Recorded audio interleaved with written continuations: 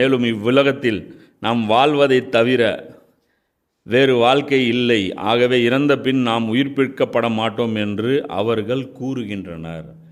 ஏன் இந்த நிலைமை அப்படின்னா, இந்த உலகத்தில் இவங்க வாழும்போது எப்படி இருந்தாங்கன்னா, இந்த உலக வாழ்க்கை மட்டும்தான் வாழ்க்கை, இது நாம் உயிர்ப்பிக்கப்பட மாட்டோம் என்று அவர்கள் கூறுகின்றனர். இந்த இடத்துல முஸ்லீம்கள் ஒரு அண்டர் எஸ்டிமேட் பண்ணிக்குவாங்க. என்ன அப்படின்னா, நாங்கள் தான் இப்படி சொல்கிறது இல்லையே அப்படின்ட்டு.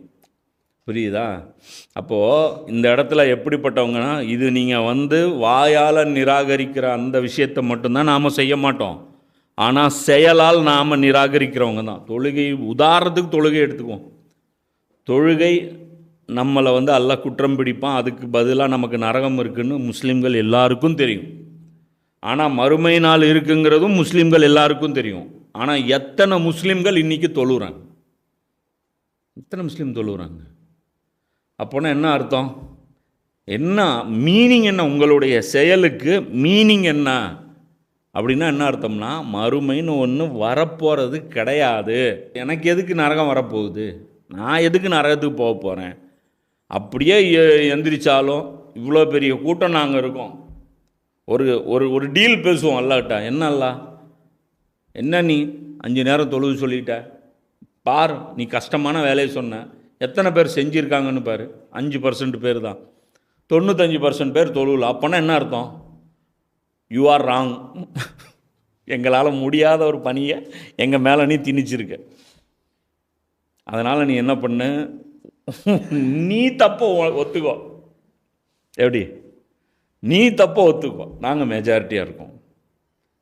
நரகத்தில் போடுற வேலையெல்லாம் வேண்டாம், நாங்கள் பெரிய கூட்டம் அப்படின்னு நீங்கள் அதான் இதெல்லாம் தான் அதோடைய சப்கான்ஷியஸ் மெசேஜ். ஏப்பா தொழுவாமல் இருக்கிற அப்படின்னா அவனை நிறுத்தி வச்சு நெக்ஸ்ட்டு கேள்வி கேளுங்க பாருங்க. அவன் வாயிலேருந்து கிளறிட்டே இருக்கும் பாருங்க. வரும், ஏன்டா தொழுவுறது இல்லை? இல்லைங்க தொழுவுறீங்க, டைம் ஆகுதுங்க.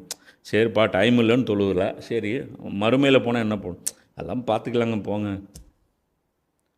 டேய் என்ன பண்ணுவோம் அது சொல்கிறா?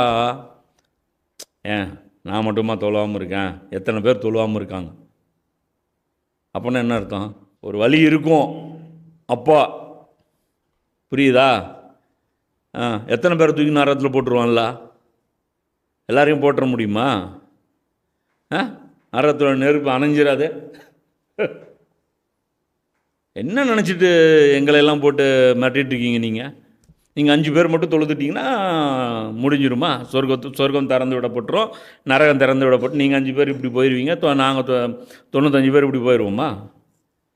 கேட்டிங்கன்னு வைங்க, எவ்வளோ பெரிய காஃபிருங்கிறது வாயிலேருந்து வந்துடும்.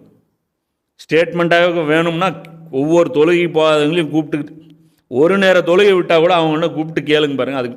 இதுக்கு என்ன ஜஸ்டிஃபிகேஷன் வச்சுருக்க சொல்லு பார்ப்போம் அப்படின்னு கேளுங்க பாருங்கள், சொல்லிடுவோம். கடைசியாக இங்கே தான் நிற்பான். அதுதான் அல்லாஹ் சொல்கிறான், இவ்வுலகில் நாம் வாழ்வதை தவிர வேறு வாழ்க்கை இல்லை. பாடா இருக்கிற ஒரு லைஃப்பை அதை போய் என்ஜாய் பண்ணுறதை விட்டுட்டு தேவையில்லாமல் என்னென்னமோ போயிட்டு போவியான். இருக்கிறதே சிறந்த வாழ்க்கை வாழ்ந்துட்டு அப்படியே போவியான்.